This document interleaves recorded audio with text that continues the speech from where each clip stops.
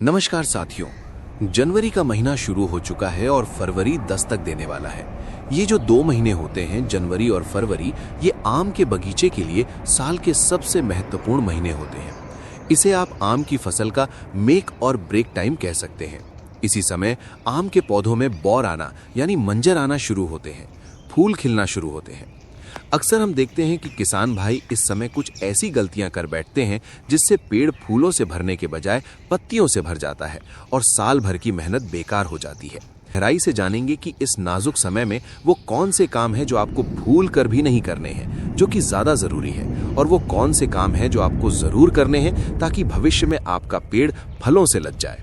अगर आप चाहते हैं कि इस बार आम की बम्पर पैदावार हो तो वीडियो को शुरू से अंत तक पूरा देखिएगा। अगर वीडियो पसंद आए तो लाइक और हमारे करना न भूलें। तो चलिए टॉपिक पर आते हैं। सबसे पहले हमें पौधे के विज्ञान को समझना होगा। जैसे ही सर्दियां शुरू होती हैं, नवंबर और दिसंबर में आम के पौधे की ग्रोथ लगभग रुक जाती है। न नई पत्तियां आती हैं, न शाखाएं। पौधा एक तरह की सुषुप्त अवस्था में चला जाता है, बिल्कुल वैसे ही जैसे हम गहरी नींद में जाते हैं। ये पौधे के आराम करने का समय होता है। लेकिन जैसे ही जनवरी का अंत और फरवरी की शुरुआत होती है, तापमान में हल्का बदलाव आता है और पौधा अपनी नींद से जागना शुरू करता है। यही वो समय है जब पौधे के अंदर एक हार्मोनल बदलाव होता है। अब पौधे को ये तय करना होता है कि उसे नई पत्तियां निकालनी है या बौर यानी फूल निकालने हैं। यहीं पर हमारी भूमिका आती है। अगर हमने सही देखभाल की तो बौर आएंगे, और अगर गलत छेड़छाड़ की तो सिर्फ पत्तियां निकलेंगी। तो आइए जानते हैं वो कौन से काम हैं जो हमें इस समय नहीं करने हैं। ना करने वाले कामों में सबसे पहला और सबसे महत्वपूर्ण नियम है सिंचाई, इरिगेशन।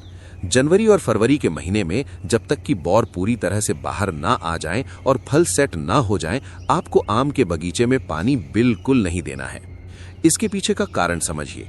अगर आप इस समय पानी देंगे तो पौधे की जड़ों को नमी मिलेगी और उसे लगेगा कि बढ़ने का समय आ गया है।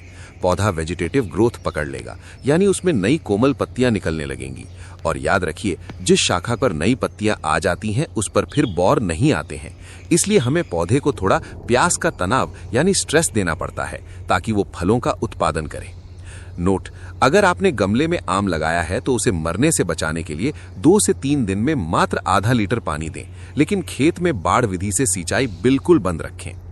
दूसरा काम जो हमें नहीं करना है वो है नाइट्रोजन युक्त खादों का प्रयोग। इस समय आपको अपने बगीचे में यूरिया, डीएपी, अमोनियम सल्फेट या कैल्शियम नाइट्रेट जैसी कोई भी खाद नहीं डालनी है। नाइट्रोजन का स्वभाव होता है पौधे की बढ़वार करना। अगर आप अभी नाइट्रोजन देंगे तो बौर आने की प्रक्रिया दब जाएगी और पौधा टहनियां बढ़ाने में लग जाएगा। इसलिए खाद का प्रयोग अभी पूरी तरह रोक दें। तीसरी गलती जो किसान भाई करते हैं वो है कटाई छटाई, प्रूनिंग।